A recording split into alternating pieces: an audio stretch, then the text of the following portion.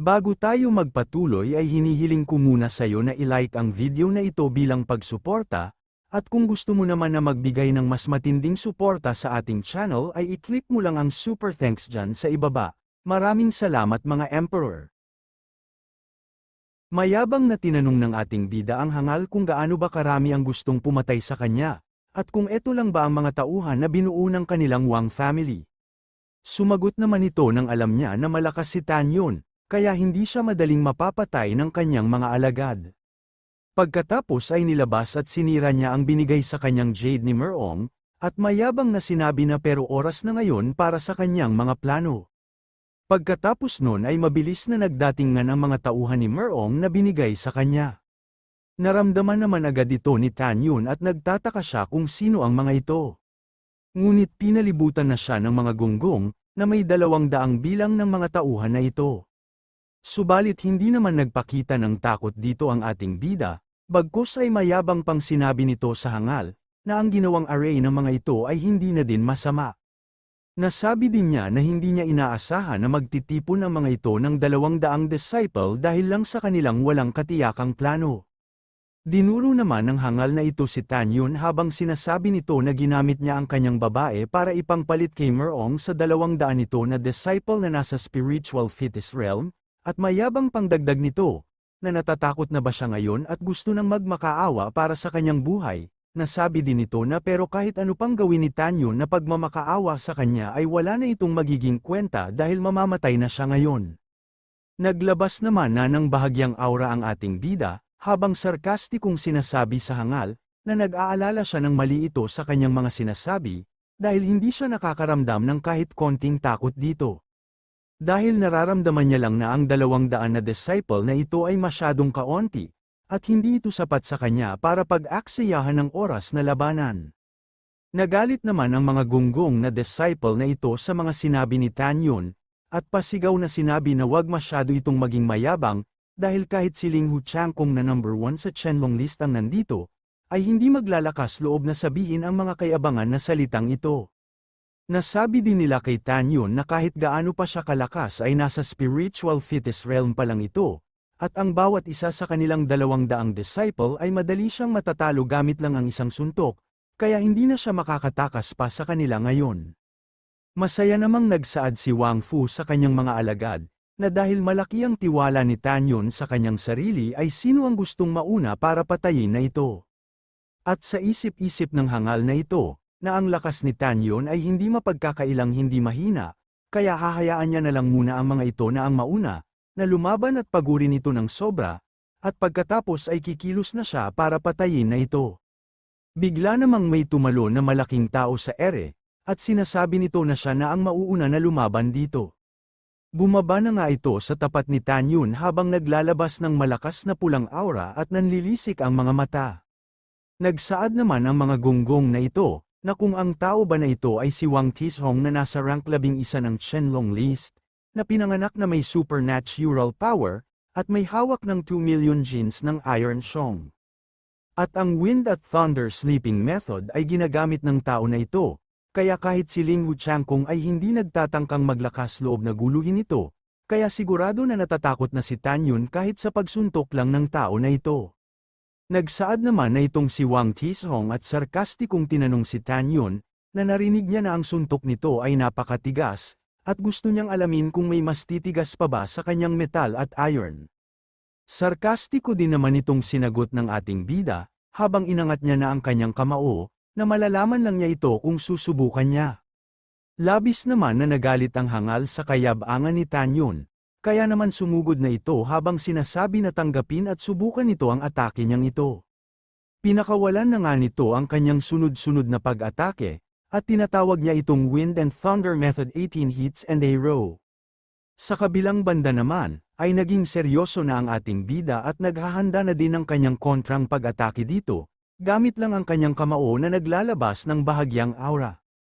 Pinakawalan niya na nga ito na dahilan ng mabilis na napawalang bisa ang atake ng hangal, at pagkasira pa ng 2 sandata nito, na agad sunod na tumama sa kanya. At tumilapon ito sa di kalayuan at tumama sa malaking puno, at di kalaunan ay nawala na ito ng malay. Nalabis ikinagulat ng mga gunggong na ito, At sinasabi ng isa na nagawa talaga ni Tanyon na matalo si Wang Tishong gamit lang ang isang suntok. Nasabi din ng isa na ang dalawang sandata nito na mayroong bigat ng 1,000 pounds, ay nasira sa marami nitong piraso, kaya napapatanong na lang sila kung anong klase ang divine power na meron ito. At napapasabi na lang na ang lakas ni Tanyon ay sobrang nakakatakot. Mayabang naman na sinabi ng ating bida, na kung yun na ba yun, at tinanong ang mga gunggong na kung meron pa ba sa kanila na may masilalakas pa dito. Bigla namang may tao na tumugon sa kanya, na sinasabi na sila na ngayon ang lalaban, habang naglalakad na ang mga ito patungo kay Tanyon. At nang makalapit na nga ang mga ito, ay mayabang nilang sinabi na ang 1,000 high-grade spirit stone na pabuya ni Ling Huchangkong, ay para lang sa kanilang tatlong magkakapatid. Nasabi din ng isa na talagang malakas si Tanyon, pero kaya ba nito nalabanan sila? Natuwa naman ang mga gunggong na ito sa pagdating ng tatlo at sinasabi ng isa na ito ay ang tatlong magkakapatid ng Hu family, at sila ang pinakamabilis sa buong Huangfu Shenzong sect, at kahit nasa rank 30 lang sila ng Qianlong list ay usap-usapan na meron ang mga ito ng isang combined technique na mapapabilis pa sila nito ng 2 pang beses. Dagdag pa nila na ang tatlong ito ay may suot ngayon ng green cloud boots na may nakaukit ng Godspeed Array method, kaya si Tanyon ay siguradong hindi man lang mahahawakan kahit ang mga anino ng mga ito. Sa kabilang banda ay ibinalik ang eksena kung saan naglabas na ng aura ang hangal na ito patungo sa ating bida, at inutusan nito ang kanyang pangalawa at pangatlong kapatid, na gamitin na ng mga ito ang kani-kanilang mga shape-shifting method. Na kung saan pumalibot ang mga aura nito sa ating bida na may kasamang mga kuryente. At maya-maya pa ay pumalibot na din ang mga tatlong hangal na ito kay Tanyon, at pinagtatawanan nila ito sa pag-aakalang hindi man lang nakikita nito ang kanilang mga anino, at mayabang na sinabi na kahit gaano pa siya kalakas ay hindi nila siya kayang matalo, dahil sila ang pinakamabilis na disciple sa buong Huangfu Shenzong sect. Hindi naman pinansin ni Tanyon ang pagyayabang ng mga ito. Bagkus ay naglalabas na ito ng bahagyang enerhiya sa kanyang isang kamay habang may seryosong ekspresyon, at pagkatapos ay pinakawalan niya na nga ito sa mga hangal, habang sinasabi sa mga ito na ang taong mabagal ay mas nakakabuti. At sa sobrang lakas ng atake ni Tanyon ay tumagos pa ang kanyang atake sa katawan ng mga ito, na dahilan ng pagbagsak ng mga hangal sa harap ng ating bida, at nagtataka ang isa na kung nakikita ba talaga ang bilis nila nito. Habang ang isa naman ay napapatanong na lang kung paano ito naging posible. Bigla namang sumigaw si Tanyon na naboboringan na talaga siya sa mga ito, na dahilan ng pagkakaroon ng katahimikan sa buong kagubatan. Mabilis naman din na pinutol ng ating bida ang katahimikan, at mayabang na sinabi na wag na ang mga ito na magsayang ng oras at sumugod na ng sabay-sabay, dahil kung hindi ay hindi man lang ng mga ito mapapagalaw ang kanyang mga muscle at buto sa ginagawa ng mga itong pakikipaglaban sa kanya. Nagalit naman ang mga gunggong na ito sa mga sinabi ni Tanyon, at sinasabi ng isa na talagang hinamon silang lahat ng tao na ito, at kung hindi ba man lang nito nilalagay silang 200 bilang sa kanyang paningin, at dahil lang ba nanalo siya ng 2 beses ay naisip nito na napakagaling niya na. Kaya naman sinabihan na ni Wang Futong ang kanyang mga alagad na kung ano pa ba ang hinihintay ng mga ito. At sabay inutusan na patayin na si Tanyon at kunin ang gantimpala sa kanilang senior brother na si Merong, na agad namang sinunod ng mga gunggong na ito at sabay-sabay na sumugod kay Tanyon, habang sinasabi na kailangan na nila na mapatay ito ngayong araw dahil napakataas ng halaga ng ulo ng tao na ito. Nagagalak naman ang hangal na ito sa mga nangyayari, at sa isip-isip nito na isang grupo ng mga tanga na pangpagulo lang at si Wang Tishong at ang Hu brothers, ay madali lang natalo ni Tanyon kaya tiyak na hindi ito madali na mapang-iibabawan, kaya naman pag napagod na ng mga ito ang lakas ni Tanyon ay oras na para siya na ang kumilos. Samantala, sumugod na nga rin ang iba pang mga gunggong na ito kay Tanyon na may intensyon na pumatay, subalit makikita na nakatayo pa din ang ating bida sa kanyang kinatatayuan, at hindi man lang ito nangangamba sa mga ito. At sa halip ay nagagalak pa nga ito at kasabay noon ay naglalabas na rin ito ng kanyang aura, habang sinasabi na nagiging maganda na ang mga nangyayari, kaya hinamon niya pa ang mga ito na bilisan ang pagsugod at gawin ang lahat ng kanilang makakaya para mapatay siya. At pagkatapos makalapit ng iilang mga gunggong ay nagpakawala ang ating bida ng isang makapanindig balahibong malaking kamao na tumama sa mga ito, na dahilan ng pagtilapo ng mga ito. Nagpatuloy ang mga ganong pangyayari, na kung saan inaatake ni Tanyun isa-isa ang mga gunggong, at mabilis na inuubos ang mga ito, habang sinasabi sa mga ito na hindi pa ito sapat at kung ito lang ba ang lakas na meron sila. At makikita ang saya ni Tanyun sa pakikipaglaban sa mga ito. Nakakita naman ang hangal na ito ng butas sa estilo ng pakikipaglaban ni Tanyun na pwedeng puntiryahin ng kanyang mga alagad, kaya naman inutusan niya ang mga ito na umatake na doon. Agad namang sumunod ang mga gunggong na ito at mabilis na nakalapit sa likod ng ating bida, habang naghahanda na ng kanilang pag-atake gamit ang kanilang mga espada, at nagagalak na sinabi ng mga ito kay Tanyun na tanggapin niya na lang ang kanyang kamatayan, at ipapadala na nila siya agad sa impyerno. Tumama na nga ang mga sandata ng mga ito sa likod ni Tanyun, ngunit dahil sa sobrang tigas ng katawan ng ating bida ay naputol lang ang mga espada ng mga ito at nagkadurog-durog sa marami nitong piraso. Nalabis ikinagulat ng mga gunggong na ito, at napasabi na lang na nagawa talaga niya na mabasag ang kanilang mga black gold sword, nabigay sa kanila ng kanilang brother Wang, at umasa lang ito sa kanyang body's instinct para maprotektahan ang kanyang sarili, kaya naman napapatanong na lang ang mga ito kung paano ito naging posible. Maging ang hangal na ito na kanilang tinutukoy na brother Wang ay labis rin itong ikinagulat, at napapatanong na lang kung ganito ba talaga kalakas si Tanyun. Sa kabilang banda, ay nagmistulang isang demonyo na ang ating bida, at sinabi sa mga grupo ng mga gunggong na kung tapos na ba ang mga ito sa kanilang mga pag-atake, dahil oras na para siya naman ang umatake. Pagkatapos niya sabihin yun ay nagpakawala ito ng napakalakas na aura na umabot pa hanggang sa kalangitan, na dahilan ng pagkakaroon ng labis na takot ng mga gunggong na disciple, kaya naman isa-isa nang nagsisigawan ang mga gunggong ng paghingi ng kani-kanilang pagsaklolo, at napapatanong na lang sila kung isang spiritual fetus realm lang ba talaga ang tao na ito. Samantala, sobra na rin nanginginig sa takot ang hangal na ito sa kanyang nasasaksihan, dahil ang 200 na dinala niyang disciple ay hindi man lang sumapat para labanan si Tanyun. Kaya naman napagpasyahan ito na kailangan niya ng tumakas dito, dahil kung hindi ay sa lugar na ito na siya mamamatay. At habang paalis na nga ito ay sa isip-isip nito na hindi siya sisuko sa pagpatay kay Tanyun kaya maghintay lang ito. Dagdag niya pa na hindi niya ito napatay sa araw na ito, pero sisiguraduhin niya na mapapatay niya na ito sa susunod. Sa kabilang banda, ay naubos na ng ating bida ang 199 na gunggong, at sinabi niya sa nanginginig na sa takot na gunggong na siya na lang ngayon ang natitira. Nasabi din niya na ang warm-up na exercise niya ay natapos na. Kaya inaya niya na ito na sumugod na at magpatuloy sa kanilang laban, subalit makikita na naihina sa pantalon ang gunggong sa takot nito kay Tanyun. At pasigaw nitong sinabi sa ating bida na wag na itong lumapit sa kanya, at siya na lang mismo ang gagawa nito, at pagkatapos nun ay inuntog nito ng malakas ang kanyang sarili sa isang puno, na dahilan ng labis na pagdudugo ng ulo nito at di kalaunan ay tuluyan na itong namatay. Sarkastiko namang sinabi ni Tanyun na isa lang ang mga grupo na ito na nangangamoy na isda, at ang hangal na si Wang Fu ay mabilis na tumakas dahil sa takot, napahinto naman sa pagsasalita si Tanyun nang may isang tao na tumawag sa kanya, at ito pala ay si Liang Qing na babae ng hangal na si Wang Fu, at sinabi nito na 30 milya sa south sa Space-Time Tower si Mom Eng ay nasa panganib. Nagsaad naman ang ating bida na nakita niya na ito bago magsimula ang transmission at nakatayo ito sa tabi ni Merong Kun, at ngayon lumapit ito sa kanya para tulungan siya, at sa tingin ba nito na isa siyang tanga. At pagkatapos ay unti-unti nang naglalaho si Tanyun sa kanyang kinatatayuan, kaya naman pinatigil siya ni Liang Qing at sinabi na hayaan muna siya nito na magpaliwanag.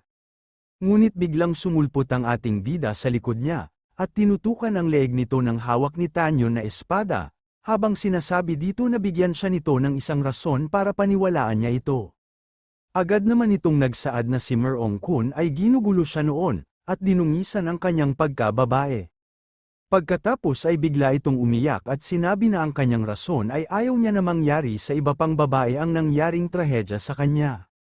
Napangisi naman si Tanyun sa mga sinabi nito at naglalabas na ng bahagyang aura sa kanyang mga mata, at sinabi na hindi pa din ito nagsasabi sa kanya ng totoo. At bigla niyang hinawakan ang mukha nito, at inutusan ito na iangat ang kanyang panga at tumingin sa kanyang mga mata. Pagkatapos ay ginamit niya na ang abilidad ng kanyang mata na mapapasunod sa kanyang mga sasabihin ang maaapektuhan nito, Naramdaman naman agad ito ni Liang Qin at parang alam niya na kung ano ang balak gawin nito. At kagaya nga ng inaasahan natin ay napasok na si Liang Qin sa abilidad ng mata ni Tanyon, at tinanong niya na ito na kung ano na talaga ngayon ang totoong sitwasyon ni Mumeng, at kung ano talaga ang totoong layunin nito ng paglapit sa kanya. Agad naman itong sumagot na si Mumeng ay hinahabol ngayon ni Merongkon sa ruins, at ang totoo niyang layunin sa pagpunta dito ay gamitin ito na palusot upang pukawin siya na makipaglaban kay Merongkon at patayin ito para sa kanyang paghihiganti. Nalaman naman na ni Tanyon ang totoong mga kaganapan kaya naman ipinawalang bisa niya na ang kanyang teknik, kaya naman bumalik na sa katinoan si Liang Qin at napaupo na lang dahil sa mga nangyari. At sa isip-isip niya na sobrang nakakatakot ito, dahil alam niya na hindi nawala ang kanyang kamalayan, ngunit hindi niya makontrol ang kanyang mga sinasabi at ang mga ginagawa niya, kaya napapatanong na lang siya kung sino ba talaga ang tao na ito.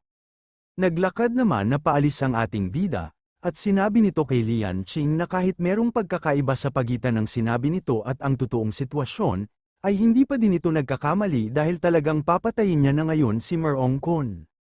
Bago pa nga itong tuluyang umalis, ay seryoso niyang sinabi dito na tulungan siya nito na ipakalat ang balita, at bibigyan niya ito ngayon ng awa.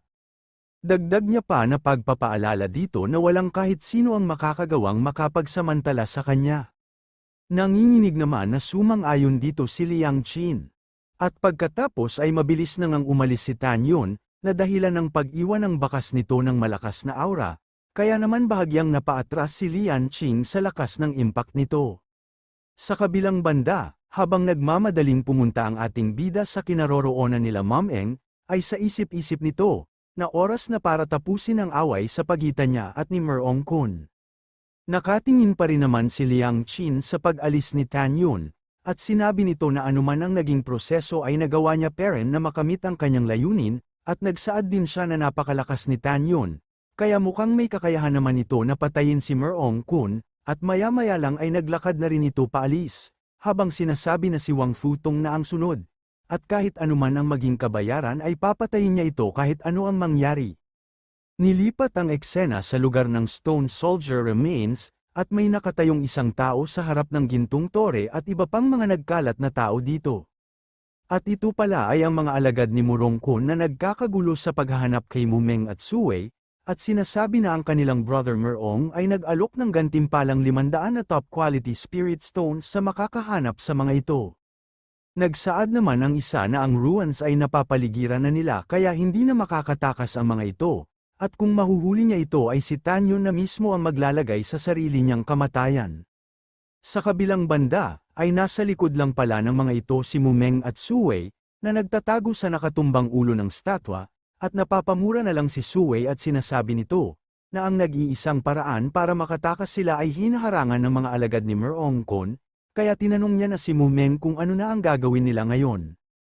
Agad naman itong sinagot ni Mumeng na ang gusto lang ni Merongkon ay hulihin sila, at gamitin upang gawing pangbitag para sa ating bida, at sa isip-isip niya na kahit ikamete niya ay hindi niya hahayaan na mahulog si Tanyon sa delikadong sitwasyon ng dahil lang sa kanya.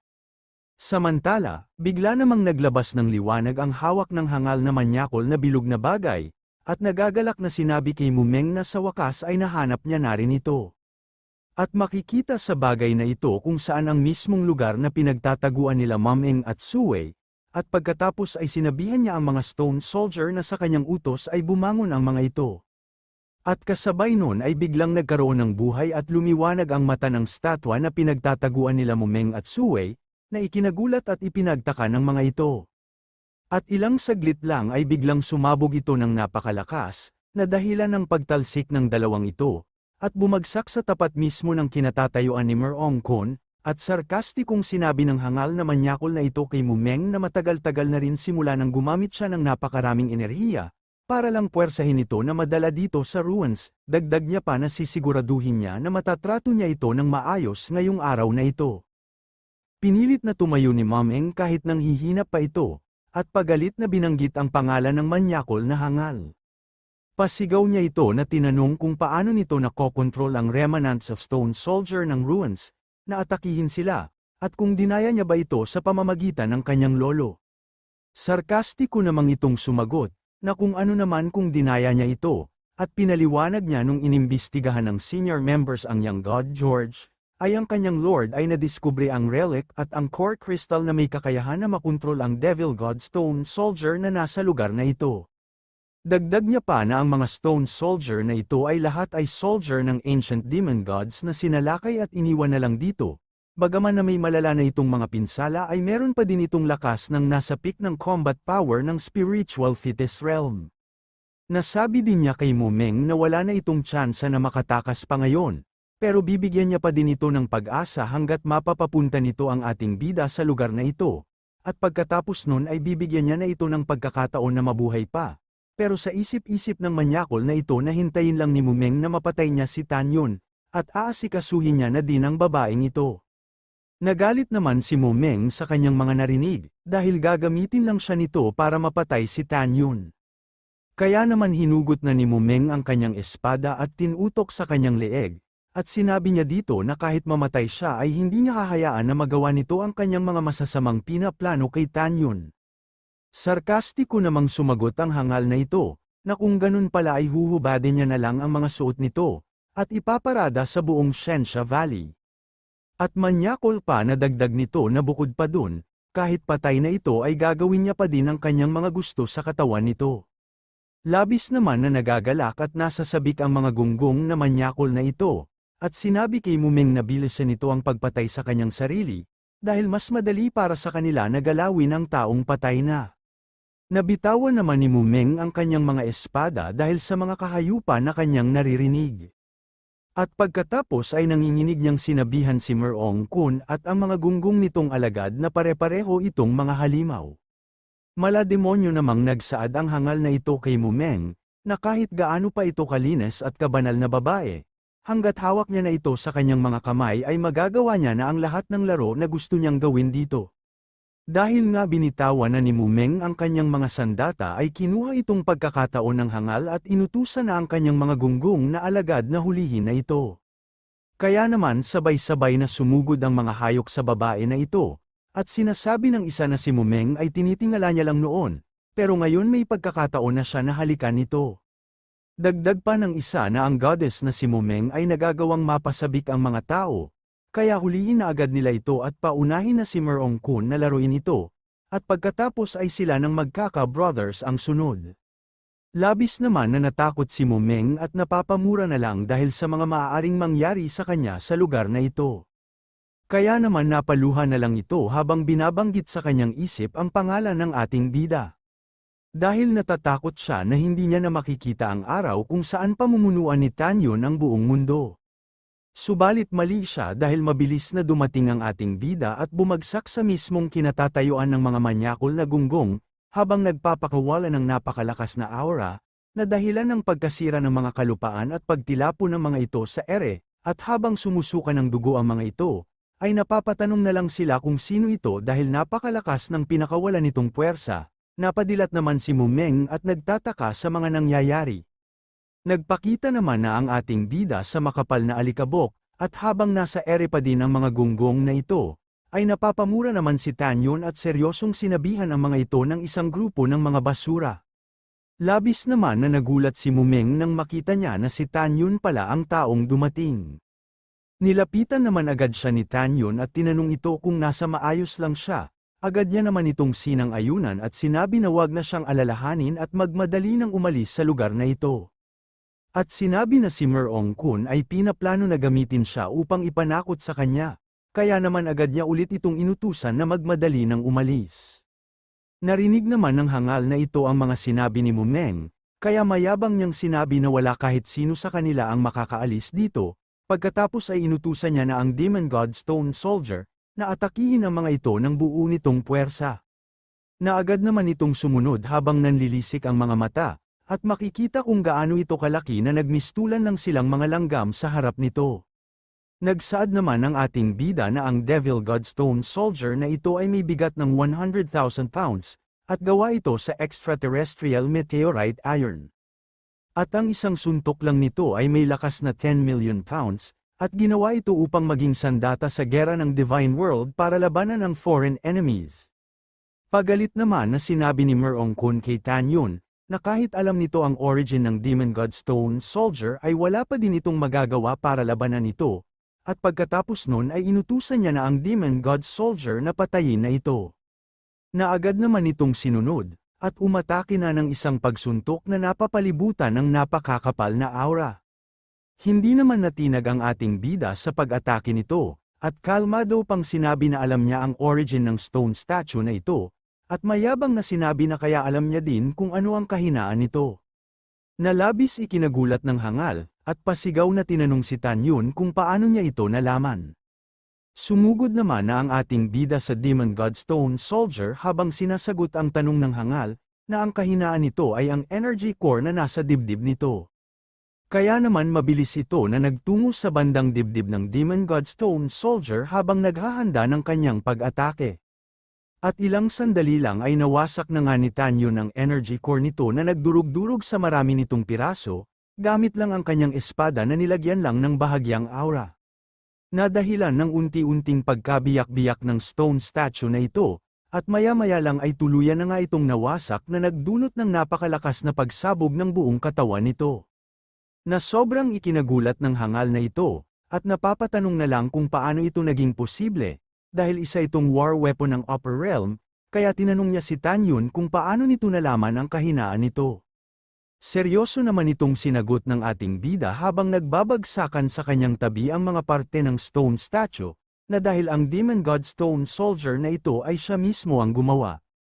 Labis naman itong ikinagulat ng mga gunggong na ito, dahil ang ipinagmamalaki nilang Demon God Stone Soldier na may lakas ng spiritual fetish realm ay nawasak ni Tan Yun sa isang pag-atake lang, at mas lalo pa nilang ikinagulat dahil sa sinabi ni Tan Yun na siya mismo ang gumawa ng stone statue. Kaya siguro alam niya ang kahinaan nito. At kung talaga ba na may kaugnayan siya dito, kaya napapatanong na lang sila kung anong klaseng god ang ating bida. Maging ang hangal na ito ay labis din ikinagulat ang mga sinabi ni Tan Yun, at sinasabi na isa itong malaking kasinungalingan. At pagalit na sinabi na ang Demon God Stone Soldier ay ginawa ng isang god ng Upper Realm, kaya paano ito magkakaroon ng kaugnayan sa kanya na isa lang mababang spiritual fetus na disciple? Dagdag niya pa na sinasabi ba ng ating bida na siya mismo ang reincarnation ng God Emperor ng tao na yun? Sarkastiko naman na nagsaad ang ating bida dito, na hindi niya inaasahan na magmumukha lang itong tanga sa pagpunta dito, at sa kontrobersyal ay lilinuwin niya na ito ngayon. At mayabang na sinabi sa hangal na tama ito sa kanyang mga sinabi, dahil siya talaga ang reincarnation ng God Emperor. Nagtawa na naman ng malakas ang mga gunggong na ito, sa pag-aakalang nagpapanggap lang si Tan Yun para takutin sila. Habang ito namang si Merong Kun ay sasabog na sa galit sa pag-aakalang pinaglalaroan ang kanyang pag-iisip ni Tan Yun, kaya naman hinanda na nito ang kanyang ginamit na bagay para makontrol ang Devil God Stone Soldier para patayin na ito. At pagkatapos ay mabilis niya nang inactivate ito sa pangalawang pagkakataon, at inutusan niyang lumabas na ang Demon God Stone Soldier King, at maya-maya lang ay nagkaroon ng malakas na paglindol sa buong lugar, at nagkaroon ng malaking butas ang isang parte ng kalupaan na naglalabas ng napakalakas na aura, at ilang sandali lang ay lumabas na nga ito sa tapat mismo ng ating bida at binigyan siya nito ng matalim na pagtingin. Lumapit naman na ang hangal sa stone statue, at mayabang na sinabi kay Tan Yun na para lang may summon itong Demon God Stone Soldier King ng Spirit Refining Realm, ay malapit nang maubos ang natitirang enerhiya ng kanyang dalang crystal. At tumawa ito ng malakas habang sinasabi na hindi na si Tan Yun makakatakas pa ngayon.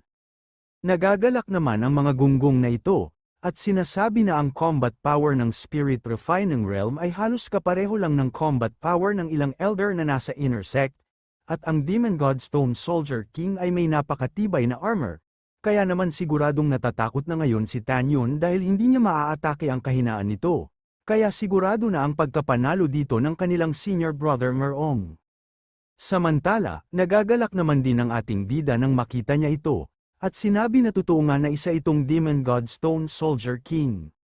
Dagdag niya pa na gumawa siya ng 10 piraso ng bagay na ito, para bantayan ang 10 major barrier ng Divine World, at hindi niya inaasahan na sa lugar pa na ito ulit niya ito makikita. Halos sasabog naman na sa galit ang hangal na ito, at sinabi kay Tanyon na mamamatay na ito pero nagpapanggap pa din siya na isa siyang god, habang naglalabas na ng aura sa kanyang isang kamay. At sinasabi na kailangan niya lang na gamitin ang isa niyang daliri, at ang Demon God Stone Soldier ay dudurugin na siya na parang isang bato. Seryoso namang nagsaad ang ating bida dito, na kung bakit niya nararamdaman na parang ito ang madudurog na parang isang bato, habang naglalabas na ng aura sa kanyang isang daliri. At sa isip-isip niya na ang bawat isa sa mga ito ay parte ng kanyang kaluluwa, kaya makokontrol niya ito gamit lang ng isang pag-utos sa pamamagitan lang ng kanyang isip.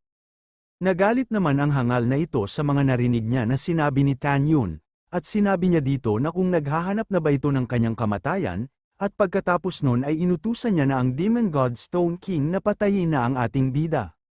Mabilis naman ito na sumunod at agad na inatake si Tanyun gamit ang kanyang napakalaking batong espada. Nalabis ikinatakot ni Mumeng, kaya naman napapaluha na ito, habang ang hangal ay desperado na patayin na si Tanyun.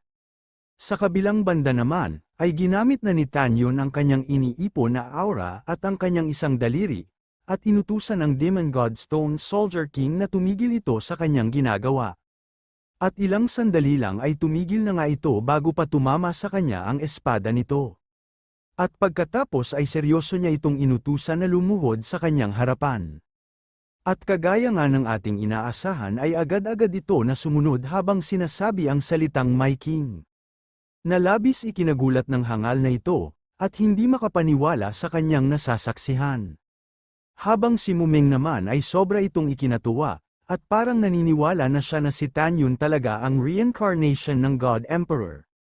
Maging ang mga gunggong na alagad ni Merong, ay labis din itong ikinagulat, at napapatanong na lang kung paanong ang Demon God Stone Soldier King na sinamon ng kanilang senior brother Merong, ay lumuhad sa harap ni Tanyun. Kaya naman napapasabi na lang sila na mukhang totoo na si Tanyun ang reincarnation ng God Emperor.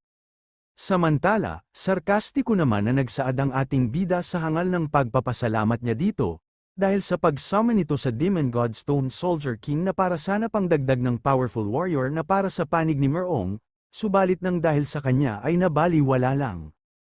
Hindi pa din naman makapaniwala ang hangal na ito. Kaya naman ginamit niya ulit ang kanyang hawak na relic na pinangkokontrol niya dito, at sinabi sa Demon God Stone Soldier King na makinig sa kanyang pag-uutos. Dagdag niya pa habang sinusubukan pa din itong pasunurin, na siya mismo ang tumawag sa kanya kaya bakit ito lumuluhod sa harap ni Tanyun, at inutusan niya ulit ito na tumayo na sa pagkakaluhod nito. Ngunit nagalit pa ito at binigyan siya ng isang masamang tingin, at sinabihan siya nito na isang tanga. Na mas lalong ikinagulat ng hangal at napapasabi na lang na talagang pinagsasabihan siya ng isang bato. Tumawa naman ng malakas ang ating bida, habang naglalakad na patungo kay Merong, at sinasabi niya dito na dahil gusto nito na tumayo ang Demon God Stone Soldier King, ay tutuparin niya ang hinihiling nito. At pagkatapos ay inutusan niya na ang Demon God Stone Soldier King na tumayo na sa pagkakaluhod nito, na agad-agad naman itong sinunod habang naglalabas ng pulang kuryenteng aura sa kanyang isang kamay, na mas lalo pa na ikinabigla ng hangal at napaupo na lang sa kanyang kinatatayuan. Seryoso namang nagsaad ang ating bida dito, na oras na para sa kanyang kamatayan. Kaya naman napaluhod na lang ang hangal na ito, dahil sa sobrang takot na baka sa lugar na ito na siya mamatay. At sinabi niya kay Tanyun na tinatawag na niya ngayon na God Emperor, na inaamin na niya na nagkamali siya. Kaya naman nagsusumamo ito na bigyan ni Tanyun ng awa ang kanyang buhay, at hinding-hindi niya na kailanman hahawakan man lang si Mumeng, at gagawin niya ang lahat ng mga gusto nito na gawin niya hanggat hahayaan siya nito na mabuhay pa. Seryoso namang nagsaad ang ating bida habang nanlilisik ang mga mata, na kapag ginulo siya nito ay isa lang ang makukuha niyang resulta, walang iba kundi ang kanyang kamatayan. At pagkatapos nun ay inatake na ng Demon God Stone Soldier King ang hangal, gamit ang kanyang malaking batong espada habang naglalabas ng napakalakas na aura. Nadahilan ng labis na pagkatakot ng hangal na ito, at sabay-sabay na nagtutuluan ang mga pawis nito sa mukha. Kasabay nun ay ang pagbagsak na sa kanya ng espada ng Demon God Stone Soldier, na tumusok sa sikmura nito, at habang naghihingalo na ito ay pinipilit pa din niya na magsalita, ngunit kinalaunan ay tuluyan na din itong namatay. Tinignan naman ng masama ng ating bida ang mga gunggong na alagad ni Merong, at seryosong sinabi sa mga ito na si Merong ay tuluyan ng namatay kaya isusunod niya na sila dito sa impyerno. Kaya naman mabilis na nagtakbuhan ang mga hangal na ito para sa kani-kanilang mga buhay, habang sinasabi na hindi sila pagbibigyan na mabuhay pa ni Tanyon, at nagsisisi na ang mga ito sa pagkalaban sa ating bida. Ngunit mali sila ng pag-aakalang makakatakas pa sila sa lugar na ito, dahil inutusan na ni Tanyon ang Demon God Stone Soldier King na ubusin na ang mga basura na ito. Kaya naman agad na naghanda ito ng kanyang pag-atake gamit lang ang kanyang kamao, at ilang saglit lang ay pinakawalan niya na ito, na dahilan ng pagkasira ng mga kalupaan at pagtilapon ng mga gunggong sa ere. At di kalaunan ay nagdulot pa ito ng napakalakas na pagsabog, na dahilan ng pagkamatay at pagkaubos ng mga gunggong na ito. Sobra namang namangha si Mumeng sa kanyang nakita, dahil naubos ang napakaraming bilang ng mga ito, sa pamamagitan lang ng isang pagsuntok ng Demon God Stone Soldier King dito. At pagkatapos ay lumuhad ito sa ating bida habang nagsasalita na parang isang robot, at sinasabi niya sa kanyang Panginoon na naubos na ang kanyang enerhiya, kaya kailangan niya ng magpahinga dahil madami na siyang natamong pinsala, at paulit-ulit na sinasabi na hindi niya na kaya pa na magpatuloy na makipaglaban. At nang marinig ito ni Tanyon ay nakaramdam ito ng labis na pagkainis, at sinasabi niya dito na sa simula pa lang ay nirefine niya na ito para dumipensa laban sa kanilang mga kalaban na nanggaling sa ibang mga realm, pero ginamit lang sila ni Si Yuan at Handun para atakihin ang lower realm, isa talaga itong mga hangal. Sumagot naman ito na may pananalita pa din na kagaya ng isang robot, na huwag nang malungkot ang kanyang Panginoon dahil naniniwala siya na makakabalik ulit ito. At pagkatapos niya ito sabihin ay sumabog na ang buong katawan nito ng napakalakas sa harap mismo ni Tanyon. Seryoso namang nagsaad ang ating bida na siya ang gumawa sa mga ito sa simula pa lang, at pagkatapos ay nilagyan niya ito ng kanyang aura, habang sinabi na kaya bibigyan niya ito ng isa pang pagkakataon na muling mabuhay. At seryoso niyang sinabi sa kanyang isip, na maghintay lang si Yuan at Handun sa kanyang paghihiganti sa mga ito. Makalipas lang ang ilang mga sandali ay naglalakad na sila Tanyon at Mameng paalis sa lugar na ito, at bigla namang tinanong ni Mameng si Tanyon na kung sino ba talaga ito. Sinagot naman ito ng ating bida na wag na ito magsalita ng kung ano-ano, dahil siya pa din si Tanyon at hindi ito nagbago. Dagdag niya pa na siya at si Suwei ay may malubhang pinsala, at nandito ang space-time tower na ito, kaya sinabihan niya ito na pumasok na sila at magpagaling ang mga ito dito. Bahagya namang namula ang mga pisngi ni Mumeng, at sa isip-isip niya na tama ang ating bida, dahil hanggat siya pa din ang Tanyon na nakilala niya ay wala na siyang pakialam kung ano ang totoong pagkakakilanlan nito, at ilang sandali lang ay tuluyan na nga silang nakapasok sa Space-Time Tower upang mabilis na magpagaling dito.